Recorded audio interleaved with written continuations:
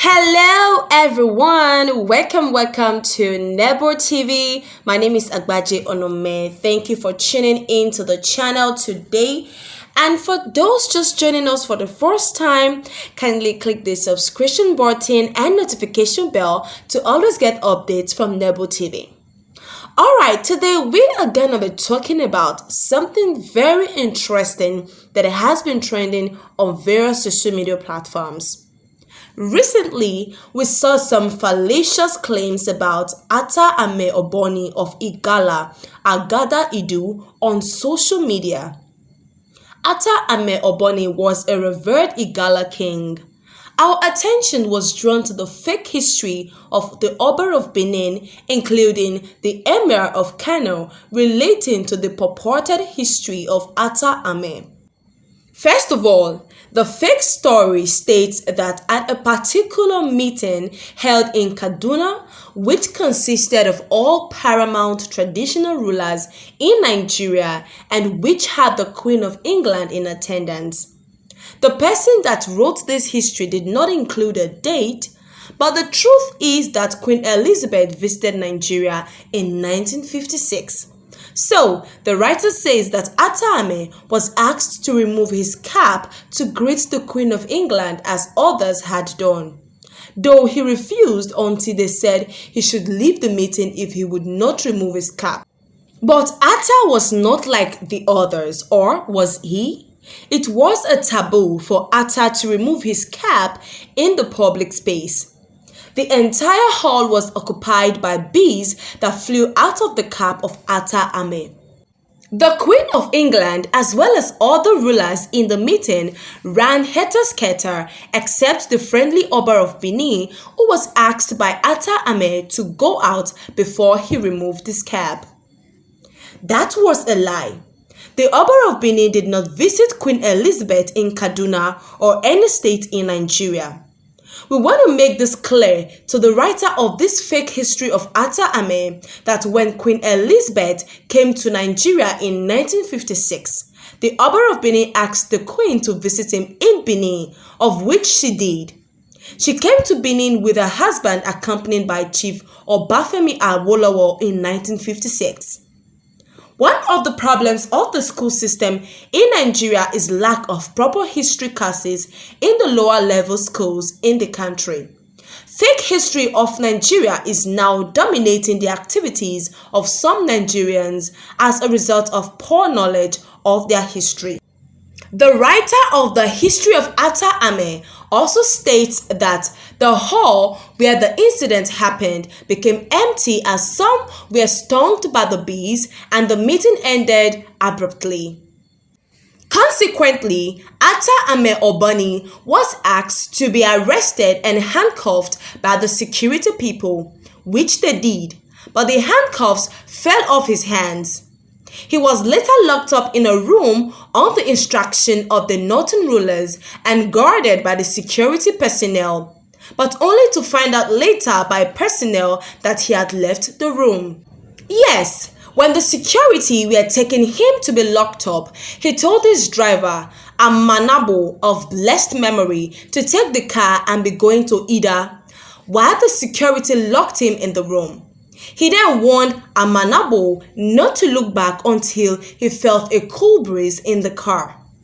Though Amanabo argued a little, but he cannot leave the Attah there, but later obeyed and started driving back to Ida from Kaduna. After some time, he felt the cool breeze in the car, and Attah Ameh was seated inside the car. The incident in the meeting made many traditional rulers, which were mostly Northerners, to be angry, especially making kings run in such a manner because of the bees. This became one important sin, and it was like one sin too many. The Queen of England was also not happy, and they, the Queen and the northern leaders, started looking for a way to remove Attah Ameh from the throne since he was getting tougher and uncontrollable like others, as well as searching for an obedient replacement. Another story of the Attah Ameh stipulates that in April 1953, Emir Mohammed Sanusi I of Kano plotted the dethronement of then Attah of Igala, Ameh of Benin. The Attah's offense was his refusal to bow before the Sultan of Sokoto, chairman of the Northern Nigerian Council of Chiefs, during the council meeting in Kaduna, capital of Northern Nigeria.